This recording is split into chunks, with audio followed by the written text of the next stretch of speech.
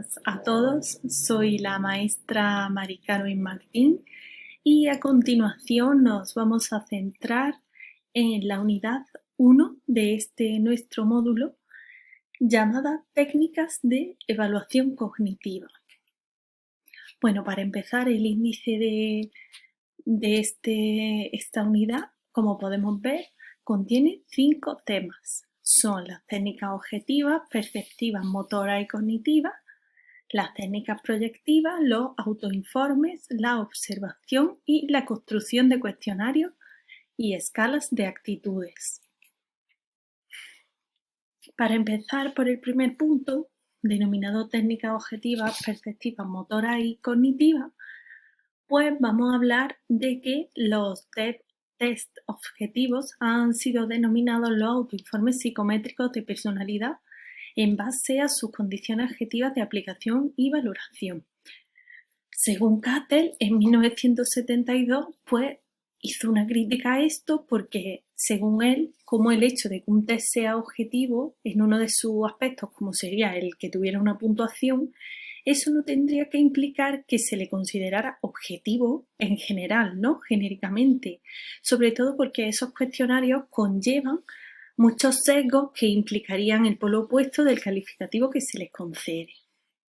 Pero después Eysenck, en 1959, consideraba test objetivos las tareas que tuvieran una estructura, ¿no? y que recogieran la conducta motora externa de los sujetos puntuándola de forma independiente del evaluador e incluye dentro de este grupo los test de destreza motora, velocidad de golpeteo, pruebas de trazado, etc. Más tarde, para Handley, en 1973, siguiendo una línea muy parecida a la de Cattell, los test objetivos abarcan los movimientos expresivos, las situaciones de la vida real, registros psicofisiológicos, etc. Él los define como los procedimientos que permiten obtener una puntuación diferencial en un sujeto basada en su respuesta a estímulos específicos o secuencias de estímulos. ¿Qué consideramos más actualmente técnicas objetivas? Pues los procedimientos de recogida de información de eventos psicológicos observables o amplificables que en gran parte de los casos no son controlables por el sujeto evaluado, ¿no? Y que se aplican con aparatos o métodos informáticos que permiten una administración, registro, puntuación y análisis objetivo.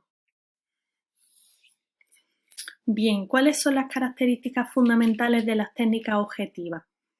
Pues son estas 3, que requieren una instrumentación y un material estándar, que el sujeto evaluado no puede modificar sus respuestas según su voluntad y que las respuestas del sujeto se registran, se codifican y se procesan objetivamente sin intermediación del evaluador.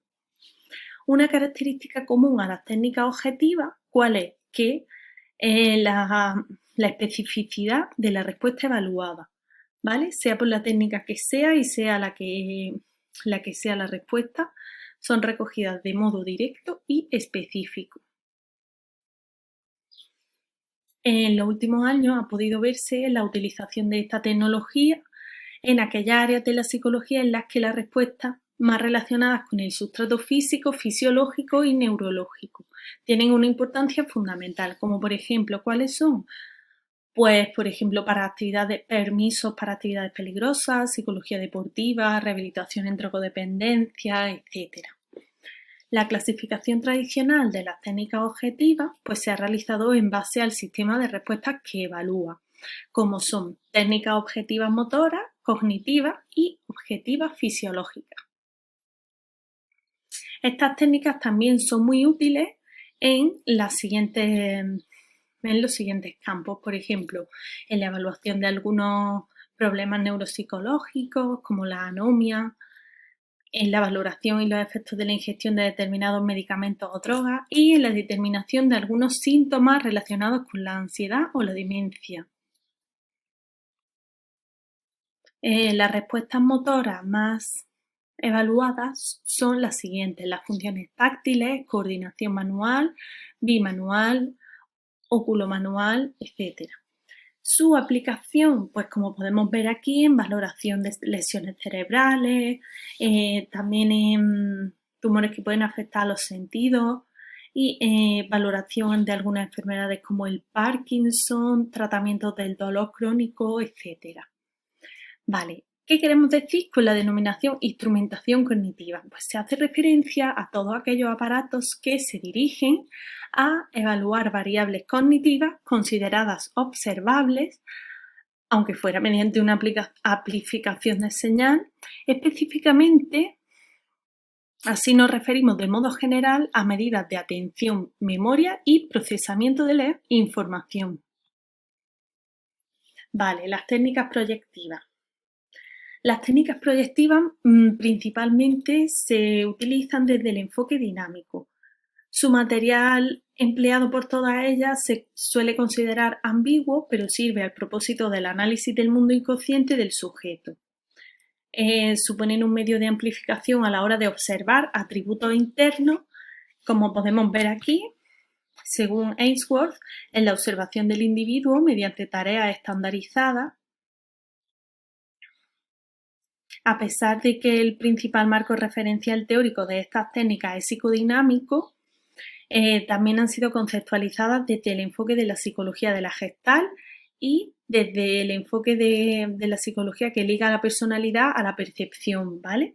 Conocido por autores como son Brunner, Gibson, que consideraron el Rorschach perfectamente conceptualizable desde la psicología experimental gestaltista. Según Fernández Ballesteros, que son nuestras referencias en evaluación psicológica, las técnicas proyectivas se podrían clasificar en las siguientes: estructurales, temáticas, expresivas, constructivas y asociativas, ¿vale? En estructurales tenemos el ejemplo del test de Rorschach, en temáticas el test de apercepción temática, conocido como TAT, en expresivas, pues por ejemplo el test de la familia, en constructiva el test del pueblo y en asociativas, por ejemplo, frases incompletas. Los autoinformes. Vale. Hasta aquí hemos comentado algunas características, ¿no? Y según esto, pues hemos llegado a la conclusión de que 4 son los tipos de autoinformes más importantes: los cuestionarios, inventarios y escalas de adjetivos, autorregistro, técnicas de pensamiento en voz alta y la entrevista y autobiografía. Vale, empezamos por los cuestionarios, inventarios y escalas. Vale, cuando una serie de autoinformes estructurados aparecen recopilados o integrados en un listado, pues adoptan un nombre, ¿no?, de cuestionario o de inventario. Esto ya lo sabemos. ¿Qué hay que resaltar de esto? Pues que estos son los tipos de autoinformes más extendidos y usuales en evaluación tradicional y aún hoy se siguen utilizando. Los autorregistros. Pues sabemos que hay técnicas de autoinforme polivalentes, que ¿qué quiere decir? Pues que sirven para evaluar distintas conductas o clases de conducta, y el autorregistro es la más extendida, ¿no? ¿Por qué? Porque supone un doble proceso consistente, porque por un lado atiende a la propia conducta y por otro la registra mediante algún procedimiento establecido. El pensamiento en voz alta. Pues un procedimiento de recogida de autoinformes sobre conductas cognitivas que se recogen en el momento de producirse, generalmente en situaciones experimentales, y que suelen englobarse bajo la denominación de su propio nombre, pensamiento en voz alta. Características relevantes de esta técnica, pues que no son estructuradas, que la verbalización ocurre concurrentemente con la producción de la conducta informada y que esas verbalizaciones se registran pues normalmente en el laboratorio o en la consulta. La entrevista, pues bueno, como hemos visto en otras unidades, sabemos que es básica en evaluación psicológica, que de ella se obtienen los primeros datos para tomar información y decisiones sobre que vamos a trabajar con el paciente, y que es una técnica de utilización longitudinal. La autobiografía, pues es una técnica cualitativa de eventos subjetivos, se expresa a través de la narrativa del sujeto y sirve como método terapéutico. Pasamos a la observación. La observación es muy importante en nuestra carrera profesional, ¿no? Como ya sabemos, Huygens sostiene que mucho antes de la invención de la escritura, las personas hacían juicios sobre los otros observando su comportamiento o hablando con ellos. De aquí digo la importancia de la observación para los psicólogos. Entonces, la observación es una técnica a partir de la cual se obtienen datos perceptibles de la unidad de análisis. Y aquí he puesto que reflexionemos acerca de la observación en nuestro día a día, en el trabajo, en casa, en nuestro tiempo de ocio, etcétera, porque desde mi punto de vista los psicólogos tendemos a observar muchísimo, más que una persona que no se dedique a la psicología. Vale, construcción de cuestionarios y escalas de actitudes. ¿Cómo se construyen estos cuestionarios?